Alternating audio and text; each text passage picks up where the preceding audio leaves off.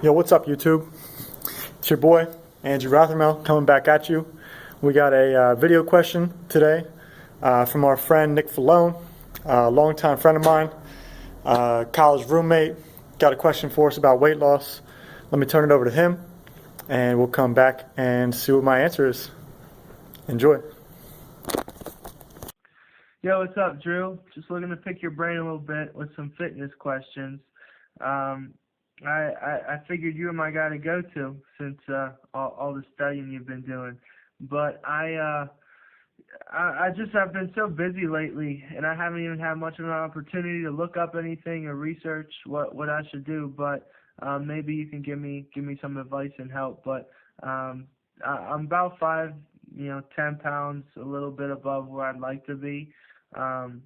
I was doing the whole CrossFit thing for a while. Things were working out. I was about $190. I was a solid weight, solid muscle, but with my schedule, with work, with grad school, volleyball, I just haven't been in the gym as much as I'd like to be, maybe 3-4 days a week. So any advice on dieting or workout plans would be appreciated, because I know I need a little help. So thanks, Drew. So let's dive into some of this research. I have 2 meta-analyses to look at, and let's start with the first one. So Johnson et al. In 2014, so pretty recent, they looked at physical activity alone, they looked at diet alone, and they looked at combined behavioral weight management programs, so exercise and diet. The results of this study showed that in the short term and the long term, so at 3 to 6 months for short term, and 12 to 18 months in the long term, physical activity it did not produce significant results for weight loss. However, the combined behavioral weight loss programs, so diet and exercise, resulted in significantly greater weight loss at 1 year. So this is important, and this also actually correlates to the second meta-analysis by Carini and Lorenko from 2005. They used protocols that consisted of diet only, and then diet and exercise. These protocols had to consist of at least 10 weeks, and none of them lasted longer than 52 weeks. The results of this meta-analysis show that in the short term and the long term, diet and exercise produced 20% greater results than diet alone.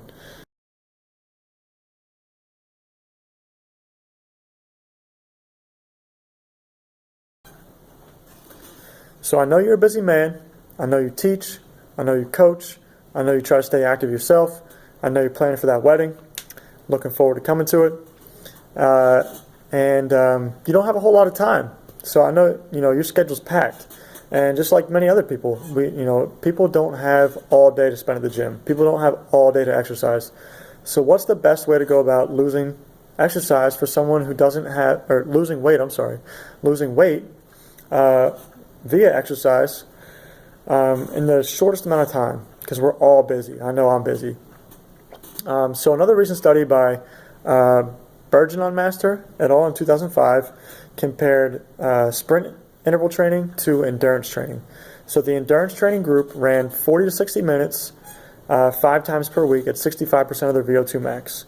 This equaled out to be about 4.5 hours of exercise per week, all of which was running, all of which was training.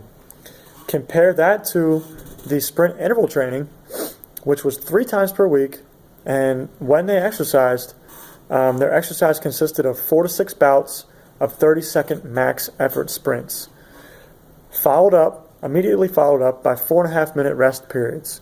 So when you do the math, 3 times per week, 4 to 6 bouts, 30 seconds of exercise, it equaled out to be approximately 10 minutes of actual exercise and about 1.5 hours of weekly exercise time, including the rest. The results of this study showed that PGC1 alpha, which is part of mitochondrial biogenesis and aerobic pathway, was stimulated to the same effect as the endurance training group. So what we can extrapolate from these results is that potentially we can get the same results in 1/3 of the time. So, right, 1.5 hours in the sprint endurance or the sprint training compared to the endurance training potentially results in the same amount of mitochondrial biogenesis or aerobic effect. So, what's my recommendation? My recommendation is that we go as slow as possible for as long as possible to get the most results and leave the most room for growth later when we plateau, because eventually we're going to plateau. We'll plateau with calories and we'll plateau with exercise, and at that point we can subtract more calories and we can add more exercise.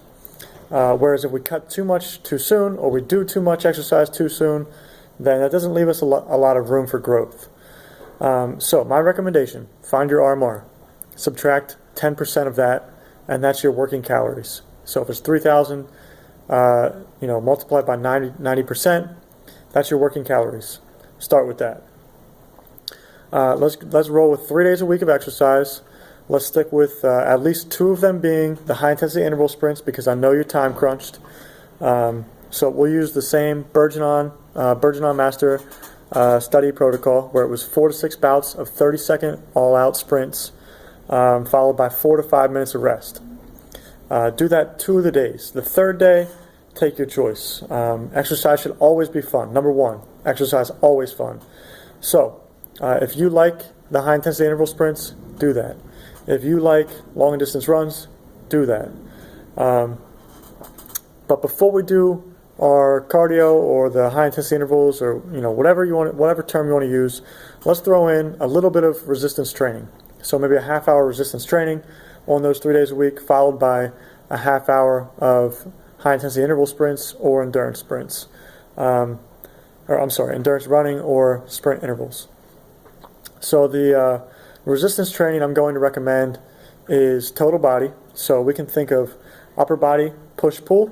So push being vertical and horizontal. So bench press and overhead presses, those types of movements, as well as something that's pulling overhead and something that's horizontal pulling. So some type of pull up, some type of pull down, some type of row. So that's upper body, total body. Lower body, let's hit some squats, maybe deadlifts, maybe lunges, some kind of big compound movements, get that lower body moving. So once you're done with that, PS, I recommend a little bit higher rep range, so maybe 8 to 15, maybe a little bit shorter rest periods for this, because your goal is weight loss. And then we're going to follow that up with some of the high-intensity intervals and potentially endurance if you like that, and then go from there. So I think that's a great start. We can cut calories when needed, and we can add exercise, either extra days or increase the time that you're exercising on the current days once you plateau. So hope this helps, man.